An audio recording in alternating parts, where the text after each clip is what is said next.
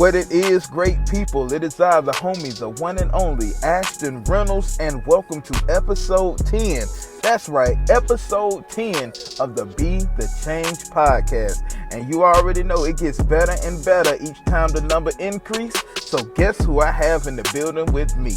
The one and only Billy Vetti, an artist who has brought in a new type of wave that you all need to get used to. And you're hearing it first here on the Be The Change podcast, so I could be able to tell you I told you so once the industry grabs a hold of it. This brother is an original, and we have so much history. That's what makes this interview so special, because despite all the time that has passed, we are able to sit down live in the studio together and just talk about how far we have come.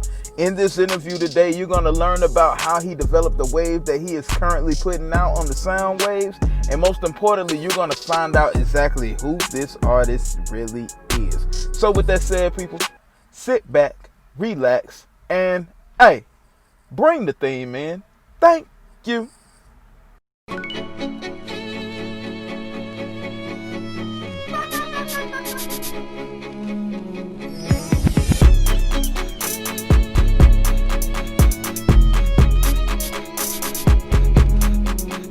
Going on, great people, it is I, the homie, the one and only Ashton Reynolds, and this is another episode of the Be The Change podcast, where I kick it with individuals who are definitely taking the initiatives to make sure that their gifts align with their purpose so that they can be the change in their field of expertise. And I'm sitting next to a brother of mine. I can say a brother because we go way, way, way back. I'm talking about all the way back for sure. I'm talking about this guy right here. You get used to his name because he is definitely going to be a titan in the music industry because he has a sound that's like none other. Without further ado, I introduce to you the one and only Billy Vetti. Yeah, man, Billy Vetti, man, the Max Julius. Y'all know what's going on, man. I appreciate that, man. I'm just doing what I like to do, man. Yeah. I don't really think so much of hey, I'm gonna be this or be that. Mm-hmm. I mean, people tell me that, you know what I'm saying? But I guess a lot of people end up becoming that when you just love what you're doing. Yeah. So, time you look up, you be in the spot you never thought you would be in. Yeah. Because you be just so busy with your head down working. That's just me. That be me all day. So. Most definitely, man. You definitely are one of the hardest working cats that I've ever seen because you're always in the studio, man. Yeah. Every day. I do this full time, man. Yeah. Full time, I get paid. I mean, it's gotta look at it like a job. Yeah. So I know sometimes it be hard though, because there's a lot of stuff you gotta sacrifice. Mm-hmm. But I just look at what's the goal is at the end of the day. Most definitely. So we gonna jump right in right there because, like I said, you the hardest working brother that I definitely know outside of myself. Because this man here, he could definitely put out a project and then say, all right, what y'all want next? And he'll start working on it like a day or two later while promoting. So I gotta ask you, man, what gives you that drive to just keep putting out good music and things of that nature? What gives you that drive and that push? Really, I just be thinking really, I always tell myself I don't want to die and be regular. I don't want to die and just be no person that, he worked at Home Depot. No offense to people that, work their jobs and stuff like that, but I don't want to be no person that just be regular. I want kids even Iverson, he ain't been in the league in forever. Jordan ain't been in the league in forever, but you still got kids that wasn't living when they was in their prime, wasn't living, still wearing the Iverson sleeves, still, wearing Jordans. I want to be something like that. They even got classes on Kanye in college now, stuff like that. So I just want to make some type of dent, So that's what made me want to keep grinding for. That's what's up, man. So, in your words, I always ask everybody who comes on this podcast, in your words, because your partners could say that you this, critics could say that you are this based upon the music that they hear. So in your words, just so the people can know for themselves that you said it, who is Billy Vetti? It's something that it's like a whole experience. I feel like it ain't nothing you can really describe. I mean, I have influences, of course, but I want to be like my own planet type thing. You know, I don't want to look like nobody else, sound like nobody else. I mean, I'm inspired by people. I would if I do end up sounding like somebody, I mean, it's gonna be somebody dope. But yeah, I'm just my own planet. Yeah, so that's why I like to think, because the planet got the same look all the time. It's a key look, a key smell, key touch, key feel, everything. You know what I'm saying? So I just want to be known for being a particular way, and then have a lot of followers, like a cult following that know me as that way. You know, it's not gonna be on no this way one day, that way. Like, I feel like you a real artist when you can market yourself a particular way. Like, you have a core marketing strategy, but at the end of the day, people still stay tuned. Right. Like, if I like airplanes, I do airplanes for 20 years straight. I'm doing the same thing for 20 years, but people still want to ride on an airplane at the end of the day. So you gotta have some type of talent to keep a certain agenda, the same agenda, and still keep people attention the whole time. And then we in a time where people attention span ain't there like that no more. So I feel like you can accomplish that, then you pretty much there at that point. You know? That's what's up right there. So Billy's basically just telling you, like, what you see is what you gonna get. Yeah. Hard work, consistency, originality, all rolled up in one. So you was talking about influences and things like that. Who were some key influences in getting you to doing music? My number one influence, Currency. I like a lot of Master P, old Hot Boys, that type of way. Yeah. Of course, Outkast. I'm from Atlanta. Everybody gonna say Outkast. For sure. People like that, like newer people like might be, they ain't really new, but like Action Bronson, Alchemist, stuff like that. Like, you know, Freddie Gibbs, different like cool stuff like that. You know, I like trap too, like that wave to a certain extent. Like, I like Fat Man Key, like on a more upbeat type level. But I just like those particular people I named, like they work ethic. You know, that's why I like even Fat Man Key. He like independent.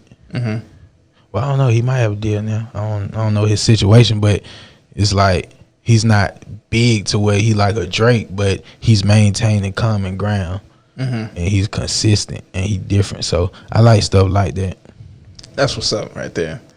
One thing that I did like about you is you big on artists supporting artists and things like that. Like, if you have a circle of artists and things like that, all of you all are independent and you all don't support each other. You know what I'm saying? You were big on advocating about support. Can you tell the people what it is that made you stand so firm on that?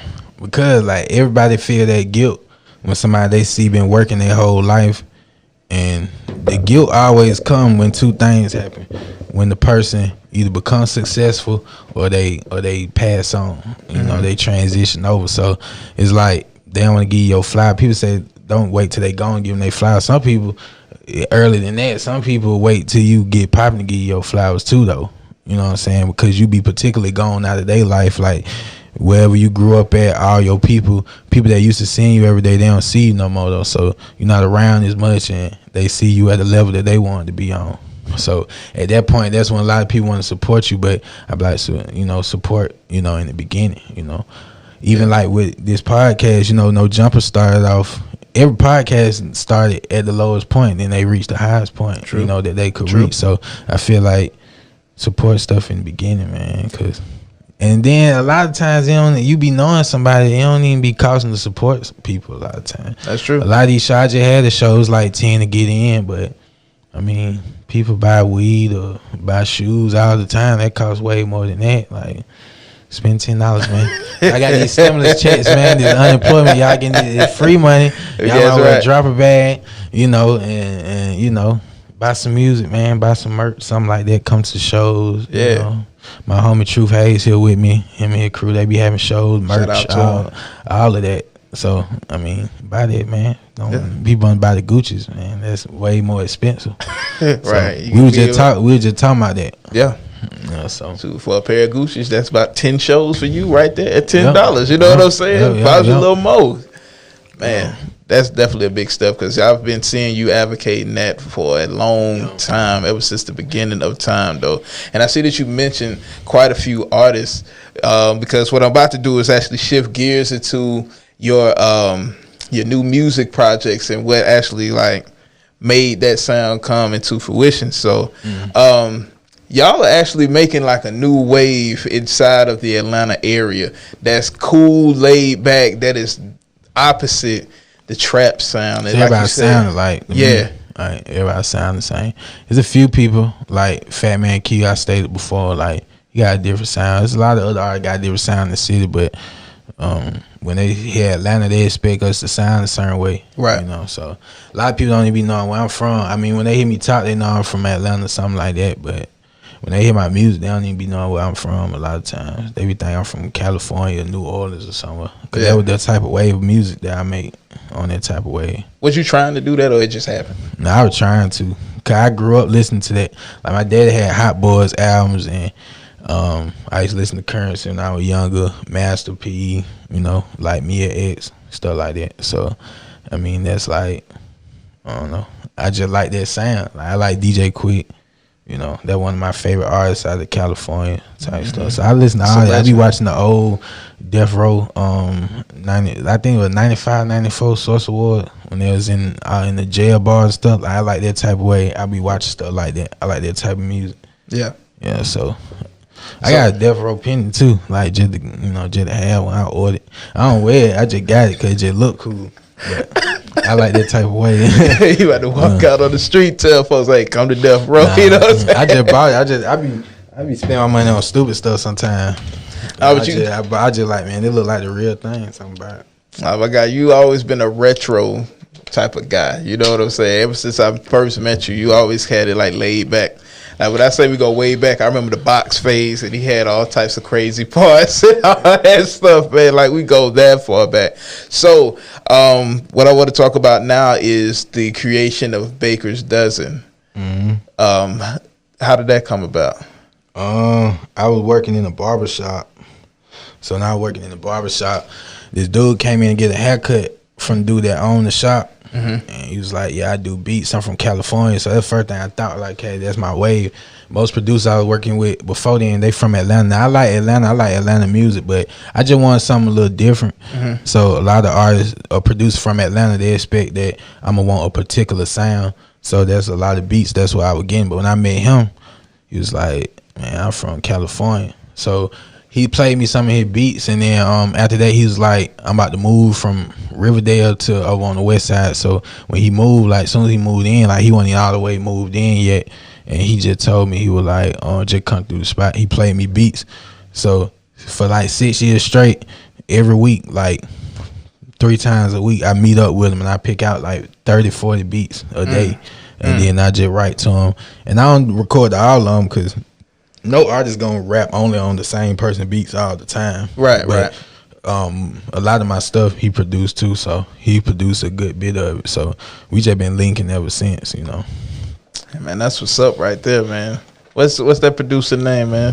Fresh Builder. He cold, bro. Yeah, he cold. He cold. Like he no lie, like the type of beats that y'all just come together on. I'd be like, yeah, because honestly, just speaking from a listener standpoint, like I can tell that your sound is molding. Like I can hear all the versatility. Like when you say that you like Master P, Currency, I can hear all of those influences, but at the same time, your voice, it's like it's its own now. Yeah. So like more voice control and stuff like that. And then it really from a lot of it be the production too. Like I got Fresh Builder, Truth Hayes, I got a guy by the name of Stone. I got my brother made beats. Shout out to Kobe Locks. Curtis Dro, he got a team. Woodfire Records. Who's that? Villa Vibes. Yeah, they made some beats for me. Like, and then I'm working with one of the Currency producers now called Eyes Hayes too. So I got Truth Hayes and Eyes Hayes, but he produced. Y'all related. You know what I'm saying? So he produced like Summer Currency projects and stuff too. Mr. Marcello, he produced for him. Miss Marcello followed me actually, and so because when I started working with that's their producer. So he just discovered me on IG, like on the Explore page, and just hit me up and said I got the same vibe as what they be on. So he just sent me some beats. Like he sent me about 20 beats. Yeah, I recorded a good bit. So. Like, how does that feel, man? Like, Currency is one of your biggest influences. How does that feel to get hit up by one of his producers, man? I know most of his people. Like, it's crazy. I just know I ain't met him. I know he heard me at some point. You know what I'm saying? Like, cause like Monster Beats produced a lot of his albums, and both of them, they whole camp follow me. Like they follow me, and Mr. Marcello follow me, and I'm working. So I'm like connected with 4 of his people. But I actually like Monster Beats, Gene LaFair. Like I used to actually talk to him back and forth, like on the personal level, like bruh, cool. And Eyes Hayes, like we talk here and there. So, you know, I know his people, you know, and I ended up meeting him one time, and then I met his manager. But I met him, I was nervous. You know what I'm saying? I just gave bro a CD. Like I just gave him a CD. And man. I talked to him like for like a couple seconds. But his manager, I talked to his manager for like 45 minutes, Musa, like, cause I was outside this show and we were just talking. And I wasn't driving. I was waiting on my ride. So it was in 2015. So man, that's what's up right there, man. Like I always say, man, you were one of the hardest workers. I've actually seen you construct verses like when you would have sleep. Like this dude, I want y'all to truly understand how hard this man works at his craft. Like it wasn't like I was working hard, man. No, you make it look easy, but you be working, man. I was drinking, you know. It wasn't even like I was working hard like that. It was just, I don't know. You know. I don't know how you do it, you know, still, how I used man. To be, so yeah, man. I don't know how you do it still, man. That bug is I be at Truth House about to go to sleep sometime. Come up with a verse. Like how long it took to record that song yesterday, Truth? About 30 minutes. Yeah, about 30 minutes. And that's like mixing too though. Like so I don't know, I be on it. Yeah, people man. stay up all the time. People be all the time at home, halfway sleep caking and doing whatever. So like be halfway sleep working. Yeah. Go to work halfway sleep anyway on your regular job. You know what I'm saying? It's just people willing to do that because they getting the check right then and there, but they don't want to invest their mind. Like they invest their time and be like, okay, get up early at 6. Larry June, like that's another influence. Larry June said he get up every day at 6:15 and work on music like a regular job. I mean, he do it full time. And obviously, he make a living off of it, but yeah, treat it like a regular job. Yeah, I want you to. I know you probably done said it once, but for those who are listening to this podcast right here, it might be some artists who, they say that they artists, but they don't really carry themselves as an artist. What would be something that you would tell those artists to make sure that they be taken seriously if they're really trying to get to the next level? I feel like they should, first you got to think your purpose first, because your purpose, some people purpose really be just to come in and do a little hot song and get their mama a car and a house, and then that's it. They don't really want to do it forever. And some people just want to come in and be a gimmick, and some folks, I just feel like they need to find a purpose first. Once you find your purpose, see my purpose, I ain't even really want to be no Drake, and then I'd be fine with being like an underground artist. Like if I was to be like a Pimp C or something like that, ain't too big, like I can still walk in the store, and people ain't bum rush me and stuff like that. So I know my purpose. I feel like once you know your purpose, you'll know it take a certain amount of work to get to a certain amount of level anyway. So right. I just feel like you're an artist out there and you trying to do it, and how can you take it serious? If your purpose is a certain purpose that requires you to take it more serious, then you just gotta do it at the end of the day. So that's true. Put your mind to it. Invest that time and that effort into it. Continue to get better. That's all. Take time, but hey, you know what I'm saying? You got to enjoy it. So now let's talk about your newest project, World of Vetti. Mm-hmm. What was the inspiration behind that? Life, really. If you hear it, going through some stuff, so I guess between the end of last year and all the way this year. You know, if you know me, you know what I was going through. So just stuff that I'm going through. Probably everybody was going through it around this time. Money be tight, you know, relationship problems. Yeah, man. You know what I'm going through, man. So I made a song about it. Yeah. I made a whole album. But some of them songs, like one of them songs, like 2 years old. Two of them songs, like 2 years old. Yeah. Nah, three of them, like. All them songs ain't like new, but I got like, I don't know, man. I got like 2 years worth of music. I ain't even dropped yet, you know. So I just be getting songs. Like I like when I do a project, all the beats that I get at that one time, if they don't sound too much different, but like if Fresh send me some beats, 5 beats, and True send me some beats, all within the same like week or 2 week span. 9 times 10, all of them gonna be on the same tape. Cause whatever vibe I'm feeling, I'm with them, so they know it, so they know what to send me.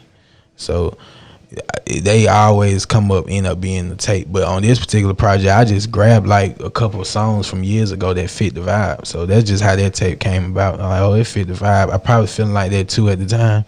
So probably obviously I ain't learned my lesson because I got songs that's on the same type of wave from years ago, and I'm like, I still ain't changed this in my life. So I mean, I'm good now though. If you had to choose a favorite song off of the World of Vetti, what would that be? I'll tell you mine. Mine is Scatter. When I heard it, I was just Scatter. like, that was it, man. Yeah, probably Scatter. Yeah, Scatter. Scatter my favorite song now. Yeah. That one was different, bro. Like as soon as you dropped the snippet, I was like, oh, hold on now. I like Scatter. Yeah. Yeah, probably Scatter. Yeah, that song there is different. I want you all to check that project out. Where can they get that project? That one, I just put it out for free on YouTube and SoundCloud like that, cause a lot of time, like a lot of the beats, some of the beats like my producer did, and some beats I just got offline, cause it really just like a lot of them songs I just be recording. Sometimes I come up with an idea, I might, you know, record to a beat, buy the beat later or whatever. I just really just put that out. It really ain't have too much of a rollout like that. That's why I just put it out on YouTube and SoundCloud, because it was how I was feeling at the moment, and I need to drop it right then and there because I don't even feel like that no more. And if I had to drop it on DistroKid at the time I was feeling, then DistroKid would have dropped it like a week later. Like, you know, they drop it late. So I was like, by that time, I ain't even on that type of wave right now. So I wouldn't even really been wanting to promote it. And I just wanted to just drop it, get it out the way that same night. And, you know, that's just how I did. You know? That's what's up, man. Hey, you heard what he said. It's for free. YouTube, SoundCloud, World of Vetti. Please check that project out. It's all about support. Got an artist right here who's working just as hard as any artist that's out and on right now. So support. Don't cost much. Free 99. Believe that. Free. Yes, sir. So you said that World of Vetti, you was going through some things upon creating it. How were you able to take your craft, take your gifts, and just like mold that into song for the people to listen and vibe to? I'm gonna tell you, and they gonna sound crazy. At that time, I listened to a lot of Larry June, and I listened to a lot of Sylvan LeCoux. I think that's how you say his name. I think that's how you say it. He from Florida. Yeah. I listened to a lot of them because Sylvan, he was going through. Cause I feel like other artists would inspire you. Yeah. He was going through, sound like he was going through depression and all that too, what I was going through. So he made a whole album about it. So I listened to that when I was on the emotion side, but when I was like, and I listened to some Larry June because he be preaching like don't even study what's going on, the bad stuff. He got more uplifting music, like grinding music, motivation music. Right. So I was bouncing back and forth from listening to them. You know what I'm saying? So I was like, man, I'm just gonna keep going then. You know, keep going, Larry. You know. Keep going, Billy. So, that's right. That's right. Good job. That's just what motivated me to just keep going, you know. So yeah, that's what's up, man. Another project that you had put out like before that though, you had did a collab project. MDS. That was MDS Stoner. Yeah. Shout out to him. That's my boy.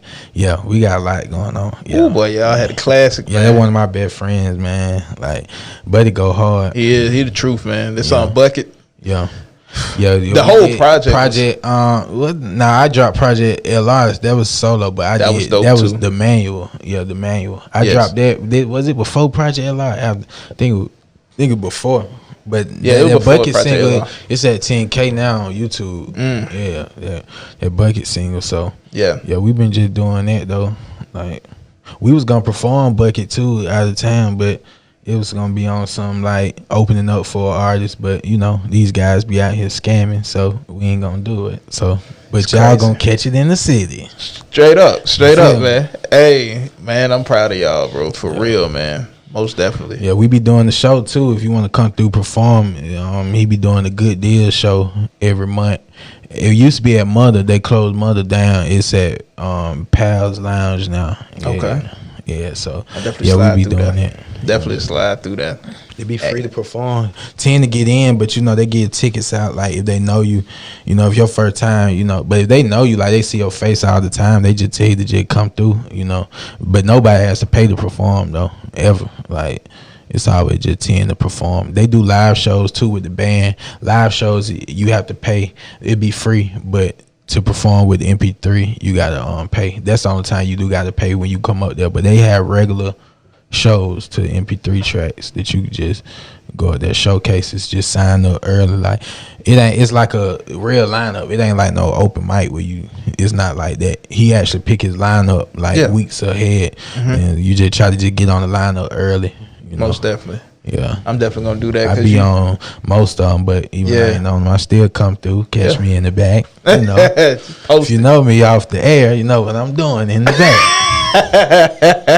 back. For sure, man. Hey, you definitely ought to. Hey, I'm telling y'all, he's next up. I'm telling y'all support my brother. Definitely doing this thing, because I gotta say one thing about the manual though. You remember when Currency and Wiz did their live in concert? Yeah, that's what we were going for. Okay, that's why the cover looked like that. Yeah, too. okay. I edited the cover and stuff, so. I do cover art too, man. So I know y'all got that stimulus going. Y'all better spend that bag on these covers, man. I did covers for I did Block Boy JB covers, Lil Key. We all went to school with Lil Key. Grew up with him. Lil Key. I did Block Boy JB, Scotty ATL, Project Pat.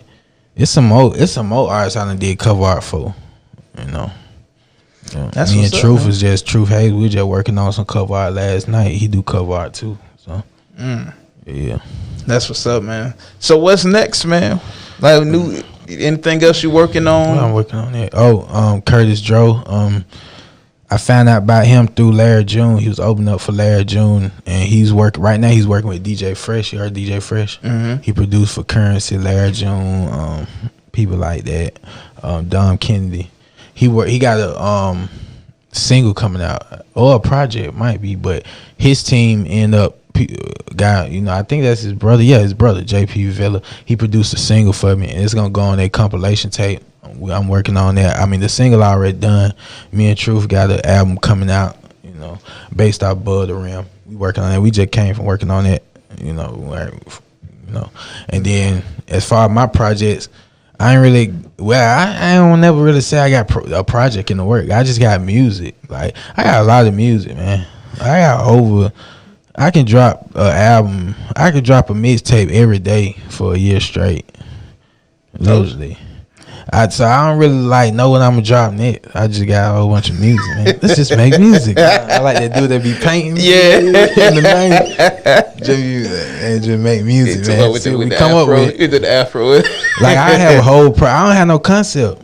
Like that's why I was surprised when you told me. You was like, man, I like how you be marketing. I have a whole project out and then just drop a snippet of a song that ain't even on the project. Yeah. I ain't even gonna drop it. I just want to drop the snippet. It don't have nothing to do with what I got out right now that I'm promoting. I just do that. Yeah, I just be feeling like doing stuff. but it just be like when you put it on Instagram, it's like the color scheme. Like it just keep going with it, and then it match the sound that you are putting out. I was like, man, I mean, purple, like my favorite color, purple and yellow. I be using that. Yeah. But yeah, my stuff don't even be mixed, man. I just be throwing it out there. Still. And a lot of people be liking it. Still, man. I ain't about to spend no $100 no studio time. I be hearing I be listening to a lot of older records and stuff artists that came out with, man. It was not mixed. Yeah, at all. We just put it out. Truth be mixing stuff though. He be mastering everything. He be in there dissecting stuff, taking stuff apart. Like, he be doing that. I can engineer to a certain extent on certain stuff, but I just be putting it out. I feel like, cause when I make something, I be like, oh yeah, but it's fire. Then 9 times out of 10, everybody else gonna feel like that, cause I feel like that. And then if they tuned in with me, they gonna feel how I feel. That's why they a fan of me in the first place. So I mean, so if they was there with me, they'll be telling me that. So I'm like, yeah, I'm just gonna go drop it. Yeah. So is picking tracks for a particular project hard for you? Like Sometimes at the last minute, cause I start being like, nah, I ain't gonna put that on there. But a lot of times, like I said, I first come up with, okay, this how I want it to be. I make a first song from that, then I just follow up with that song. And then if it's anything that's so dope that I ain't put out yet that I want to go ahead and put on there, I just bring that back from the past and stuff. I just grab it out my bag. You know what I'm saying? And I just throw it in there. Like, that's just what I be doing. So, I mean, pull out the inventory, you know. So, I mean, it don't really be hard. And then I think visual, too. Like, a lot of times I make my cover before I make the song sometimes. Because when you make songs, I don't know, it'd be hard for me to do it that way. I just come up, because I just like being on my phone making up stuff. So if I take a 5 picture or see a 5 picture on Google, I might just make a dope cover. And I'm like, man, that should be a tape. And then I start making a tape revolved around that, you know. Man. I be watching Twilight Zone and stuff. I might take a picture from that or something. Yeah. Like, that's all I really be watching at the house. That's what's up, man. Yeah. Just getting inspiration just to create the sound, man. Yeah. That's definitely dope right there. But you want to know when I knew you was coming in your zone, though? When Lemonade. Everybody, Scott ATL on that tape. Yeah. A lot of people, man, I don't know who he is. Yeah. He done been on a couple Currency songs, 2 albums and stuff. Yeah, he on that tape. A lot of people like that tape. Yeah. I did that tape. I did that tape staying at my manager house at the time. We gonna speak on his name. Right. Shout out to that boy, man. You know, his contract reasons and stuff. Yeah. But, yeah, you know, my manager, that's still my boy. You know, at the time I made it at his house. Yeah. You know, and I would just learn how to use Logic. Like, I taught myself how to engineer on Logic, and I just record the tape the whole time there. That was full of so many samples and all of that, and the way you kept it cool. And a lot of people might not get your references, but your music, like your music and movie knowledge, like retro movie and music knowledge, is just insane. Yeah. So it's like when you mix that, and then the fact that you actually do have bars.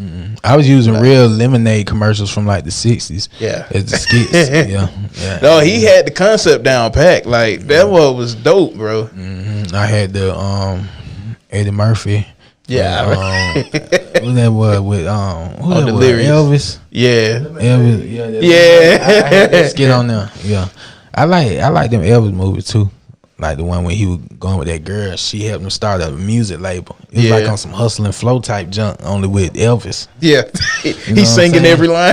Yeah, the boy came back from prison trying to get on. Yeah, I'm like, man, that's exactly how we put me on, bro. You know that's exactly how we be doing. Like, come back from prison, bro, trying to get on like that. Yeah, it was like it had a pretty good ending too. Yeah, so that's what's up, man. That type of vibe. I like a lot of black and white movies and stuff. So a lot of I just used the Obsolete Man, that episode from Twilight Zone, the black and white Twilight Zone. I used that even in the skit. You know, I watch stuff like that. That's what's up, bro. Now we about to wrap this interview up, but since he is an artist, and every time I have artists on the show, it's up to them if they want to do it or not. But I always like to leave the people with a little sample of what to expect when they listen to Billy Vetti. So if you got a couple of bars, I don't think I can cuss, can I? Yep. Check me out online. Cause I can't cuss, man. I already know you can't cuss on me. That's the West Coast, man. My grandma, anybody can't cuss like that, man. I just check me out online, man. I watch a lot of Willie D and stuff, so you can only imagine my sound of what I'm talking about. Willie D. Yeah, man. I knew he was going to say that, y'all. Truck Turner. You know what I'm saying? Isaac Hayes. Shout out to that guy, man. Like Truck Turner and stuff. So that was my vibe, be on. So the black exploitation movies. It's going to be a lot of cussing and stuff. So, you know, y'all check me out online, you know. I used to then cuss my raps. Remember that? Oh, yeah. I only been cussing my raps like 5 years. Like, I'm 27. He like, forget it, I'm grown. But how can the people follow you on social media, man? I'm on Instagram, Billy Vetti, BILLYVETTI. And yeah, they're pre-recorded. So y'all just rewind that. If y'all really interested, y'all would have heard me. I ain't gotta say, I'm gonna repeat it again for the people in the back. I ain't doing all that. Y'all check it like that. And then I'm on Twitter too. Yeah. I don't really be on Facebook. Yeah. Nah, he don't. Family members be telling on you on Facebook, man. I just stay on Instagram. You seen Billy smoking weed? Yeah, yeah. Right. I be on Instagram. But yeah, follow me on Instagram. I got music on all platforms. You know, Kobe Locks, my brother, he got a pretty big fan base. He done produced for me too though. So I gotta put him in there. Yeah. You know, there's a lot of other people. You might not forget, you know. Y'all know, man. Y'all know. Straight up. Straight up. Man, I got music everywhere. SoundCloud, iTunes, Spotify, Tidal, all that. I got a show next week. I'm gonna be on Twitch streaming live. East Atlanta Recording Studio by More Dope Music. So y'all tune in live on that. Yeah. Please do. Please tune in. Also support them. I might also get the flyer from them, and I'm gonna post it on my platforms too, so that way y'all can all see exactly what to expect. I appreciate when Billy Vetti hit the stage or he released music and things of that nature.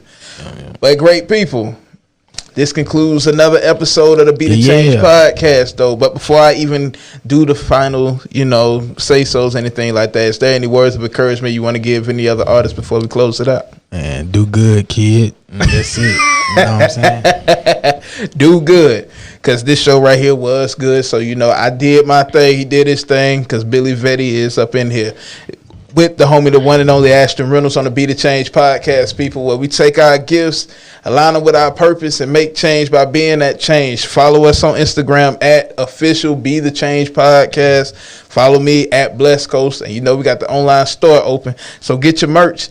Hit us up on Shopify. Also follow the merch page at Blessed Coast Merch.